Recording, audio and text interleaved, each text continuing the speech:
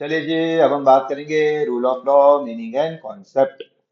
लिखा हुआ है the rule of law is a foundational principle of modern democratic governance. क्या लिखा हुआ?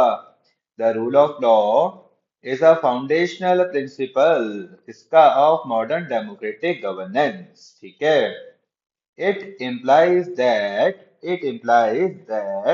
the law is supreme and no individual or institution is above the law.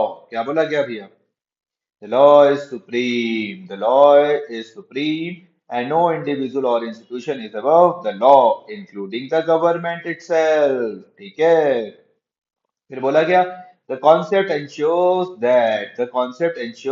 that all actions and decisions are governed by established law.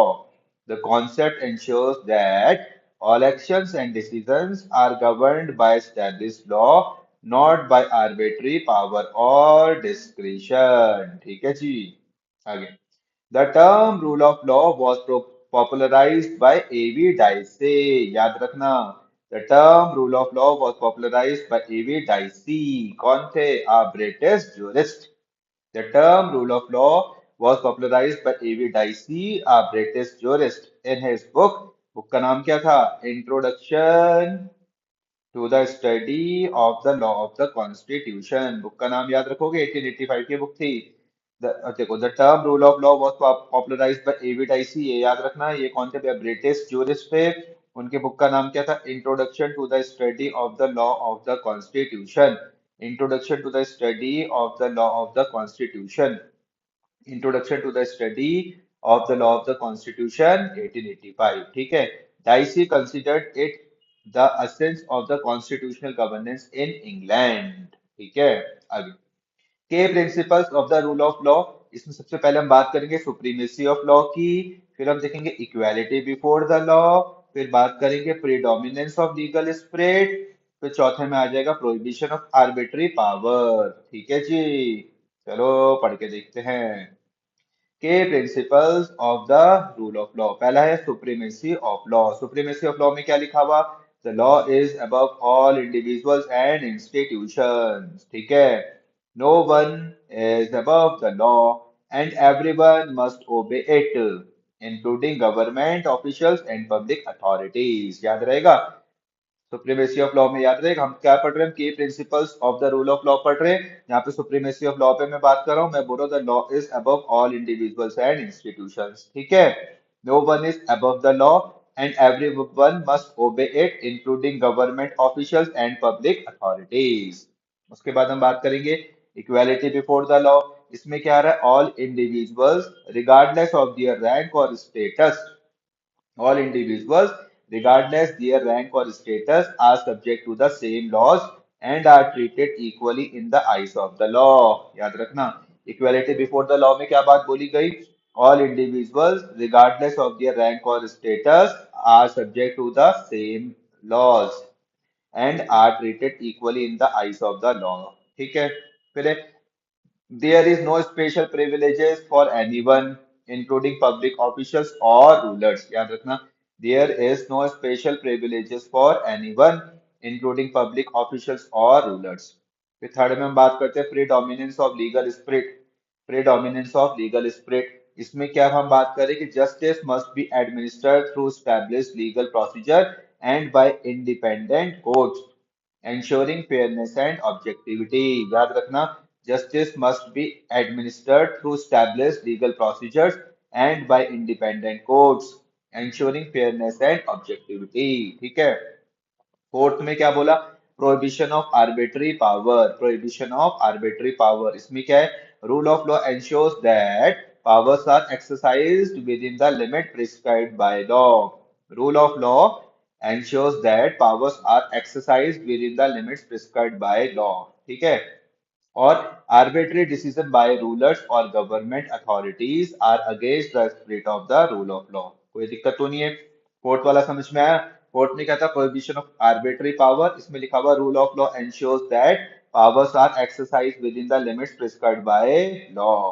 Arbitrary decisions by rulers or government authorities are against the spirit of the rule of law। ठीक है। आगे हम बात करते हैं historical. Evolution of the rule of law. Historical evolution of the rule of law. इसमें सबसे पहले हम बात करें एंशियंट रूट्स। सबसे पहले बात करें एंशियंट रूट्स। इसमें क्या है? The concept of rule of law can be traced back to the ancient civilization such as Greek democracy and Roman law where the supremacy of law was recognized। ठीक है, हम historical evolution of the rule of law के बारे में बात करें। पहला point कौन सा आ रहा है? एंशियंट रूट्स आ रहा है। इसमें हम बोले the concept of rule of law can be traced back to the ancient civilization such as Greek democracy and Roman law. ठीक है, where the supremacy of law was recognized। दूसरा आता है मैग्ना कार्टा 1215। दूसरा कौन सा आता है? Magna carta. सेकंड आता है, बात हम करेंगे मैग्ना कार्टा में। तो मैग्ना कार्टा क्या बोलता है? In England in England the Magna carta was a landmark in limiting the powers of the king and ensuring that even the monarch was bound by law। कोई दिक्कत तो नहीं है? मैग्ना कार्टा समझ में आ रहा? कब था भैया? 1215 की बात हो रही है। इसमें लिखा हुआ in England the Magna carta was a landmark in limiting the powers of the king and ensuring that even the monarch was bound by law। Third आता है भैया मॉडर्न एरा एवी डाइसी का। मॉडर्न एरा ब्रैकेट में क्या लिखा हुआ? एवी dicey लिखते हैं। Dicey formulation of the rule of law. Dicey formulation of the rule of law emphasize the principles of equality before the law। याद रखना, dicey formulation of the rule of law emphasize the principles of equality before the law, legal certainty and protection अगर against arbitrary power। याद रहेगा, modern era एवी dicey याद रखना। Dicey's formulation of the rule of law emphasized the principles of equality before law, legal certainty, and protection against arbitrary power। आगे बढ़ते हैं। फिर आता है भैया rule of law in the Indian constitution. Rule of law in the Indian constitution. इसमें लिखा हुआ the rule of law is deeply embedded the rule of law is deeply embedded in the Indian Constitution, ensuring that governance is based on law and justice। याद रखना, हम बात करें rule of law in the Indian constitution, लिखा हुआ the rule of law is deeply embedded. EMBEDED। Embedded की meaning देख लूं मैं? तो एम्बेडेड की मीनिंग क्या होती है? एम्बेडेड की मीनिंग, एम्बेडेड, एम्बेडेड क्या है? EMBE। एम्बेडेड की मीनिंग हो गई अंतर्निहित। अंतर्निहित क्या है? अंतर्निहित, अंतर्निहित। हम्म। तो लिखा हुआ rule of law in the Indian constitution में क्या लिखा हुआ है? The rule of law is deeply embedded in the Indian constitution, ensuring that governance is based on law and justice। अब उसके की एस्पेक्ट्स कौन कौन से हैं? सबसे पहले आ जाएगा सुप्रीमेसी ऑफ द कॉन्स्टिट्यूशन। सबसे पहले हम बात करेंगे सुप्रीमेसी ऑफ द कॉन्स्टिट्यूशन। इसमें क्या लिखा हुआ? The constitution is the supreme law of the land. The constitution is the supreme law of the land and all laws and policies must conform to it. And all laws and policies must conform to it. Conform to it का क्या मतलब होता है? Confirm to it मतलब के अनुरूप, इसके अनुरूप। कंफर्म टू इट का मतलब होता है हिंदी में इसके अनु अनुरूप, अनुरूप। ठीक है, तो सुप्रीमेसी ऑफ द कॉन्स्टिट्यूशन में क्या लिखते हैं? The constitution is the supreme law of the land and the laws and policies must conform to it. फिर any law inconsistent with the constitution is invalid under article 13। Important line लिखी हुई, any law inconsistent with the constitution is invalid under article 13। ठीक है, second हम बात करते हैं equality before the law, article 14। Equality before the law, article 14। इसमें article 14 guarantees equality before the law and the equal protection of the laws to all persons within India. Article 14 guarantees equality before the law and the equal protection of the laws to all persons within India। Third कौन सा आता है? Judicial review. तो judicial review में क्या है? The power of the judiciary to review the actions of the executive and legislative branches, ensuring that laws are implemented fairly and within constitutional limit। याद रखना, जुडिशियल रिव्यू में क्या बात बोली गई? The power of the judiciary to review the actions of the executive and legislative branches ensuring that laws are implemented fairly and within constitutional limits। फिर fourth में protection of fundamental rights. Fourth में क्या है? Protection of fundamental rights. बोला हुआ fundamental rights part third of the constitution. Fundamental rights, Part 3 of the Constitution, ensure the protection of individual liberty, limiting the powers of the state। याद रखना, protection of fundamental rights, इसमें लिखा हो fundamental rights, Part 3 of the Constitution, ensures the protection of individual liberties, limiting the powers of the state। Fifth में no arbitrary power. No arbitrary word बहुत बार आता है, इसका मतलब देखता हूं मैं, एक मिनट है। No, RBTA, ARBITRARY, arbitrary power. Arbitrary power मतलब कोई मनमानी शक्ति नहीं। अच्छा, कोई मनमानी शक्ति नहीं। The Indian Constitution provides checks and balances through the separation of powers among legislature, executive and judiciary to prevent the misuse of authority। ठीक है, तो नो आर्बिट्री पावर क्या लिखा होगा? Indian constitution provide checks and balances. Indian constitution क्या बताता है, क्या प्रोवाइड करता है? चेक्स एंड बैलेंसेस प्रोवाइड करता है। दो, the separation of powers among legislature, executive and judiciary to prevent the misuse of authority. ठीक है, आगे बढ़ते हैं। फिर हम देखते हैं जुडिशियल इंटरप्रिटेशन इन इंडिया। सबसे पहले हम बात करते हैं Kesavananda Bharati versus state of Kerala 1973। Judicial interpretation in India, सबसे पहले बात होगी Kesavananda Bharati versus state of Kerala 1973। यहाँ पे लिखा हुआ, the supreme court held that the rule of law is a part of the basic structure of the constitution. याद रखना, the supreme court held that the rule of law is a part of the basic structure of the constitution and can not be abrogated even by constitutional amendment. Abrogated, तो abrogated का मतलब देखता हूं मैं जरा। abrogated, ABROGA, abrogated।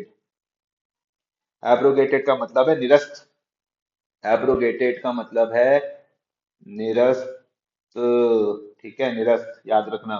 तो क्या बोला? Kesavananda Bharati versus state of Kerala 1973 में क्या बात हुई? The supreme court held that rule of law is a part of the basic structure of the constitution and can not be abrogated over even by constitutional amendments. ठीक है, फिर हम बात करते हैं Maneka Gandhi versus union of India 1978। Maneka Gandhi versus union of India 1978, इसमें क्या हुआ था? The court emphasized that laws must not only valid but also reasonable, fair and non-arbitrary, aligning with the principles of the rule of law। तो Manika Gandhi versus union of India 1978 में क्या बात हुई? बोला गया, the court emphasized that laws must not only be valid but also reasonable, fair and non-arbitrary, aligning with the principle of the rule of law। फिर ADM Jabalpur versus Shrikant Shukla. Shrikant नहीं है वो, शिवकांत है। हाँ, एडीएम जबलपुर वर्सेस शिवकांत शुक्ला 1978 के केस में क्या हुआ? This this controversial case questioned the extent of the rule of law during an emergency। This controversial case questioned the extent of the rule of law during an emergency, highlighting its challenges in maintaining individual rights during crisis। ADM Jabalpur versus Shivkant Shukla 1978 के case में क्या? 1976 से हो, 1976। इसमें बोला हुआ, this controversial case questioned the extent of the rule of law during an emergency, highlighting its challenges in maintaining individual rights during crisis। एक और आता है इंदिरा नेहरू गांधी वर्सेस राज नारायण। कब का केस है? 1975 का। The court invalidated arbitrary amendments. The court invalidated arbitrary amendments that sought to place the prime minister above judicial scrutiny, reaffirming that no one is above the law। याद रखना, इंदिरा नेहरू गांधी वर्सेस राज नारायण 1975। 1975, इसमें क्या बोला गया? The court invalidated arbitrary amendments and amendment that sought to place the prime minister above judicial scrutiny, reaffirming that no one is above the law। फिर उसके बाद हम बात करते हैं challenges to the rule of law. इसमें पहला आ रहा है करप्शन, दूसरा आ रहा है जुडिशियल डिलेज, फिर आ रहा है inequalities in access to justice, arbitrary state action. एक एक करके देखते हैं। Challenges to the rule of law. सबसे पहले हम करप्शन की बात करें तो लिखा हुआ widespread corruption undermines the fair implementation of laws. Widespread corruption undermines the fair implementation of law. Judicial delays में क्या है? Delayed justice can dilute the effectiveness of the rule of law. Delayed justice can dilute the effectiveness of the rule of law. फिर inequality in access to justice, inequality in access to justice, इसमें लिखा हुआ economic and social in equalities. Economic and social in Equalities often result in unequal access to legal remedies. ठीक है। फिर fourth आ जाएगा arbitrary state actions. Abuse of power by public authorities threaten the principles of the rule of law. ठीक है। Abuse of power by the public authorities threatens the principles of the rule of law. Conclusion. तो लिखा हुआ the rule of law is a cornerstone of democracy. The rule of law is a cornerstone of a democracy and a just society. It ensures accountability, fairness, and equality in governance while protecting individuals from the arbitrary exercise of power. However, to strengthen its implementation, there is a need for reform to reduce judicial delays, curb corruption, and ensures access to justice for all. The rule of law, when upheld, becomes the foundation for a peaceful, equitable, and progressive nation. ठीक है। Conclusion ध्यान रहेगा। तो लिखा हुआ the rule of law is a cornerstone of democracy and a just society. It ensures accountability, fairness, and equality in governance while protecting individuals from the arbitrary exercise of power. However, to strengthen its implementation, there is a need for reform to reduce judicial delays, curb corruption, and ensures access to justice for all. The rule of law, when upheld, becomes the foundation for a peaceful, equitable, and progressive nation. Thank you.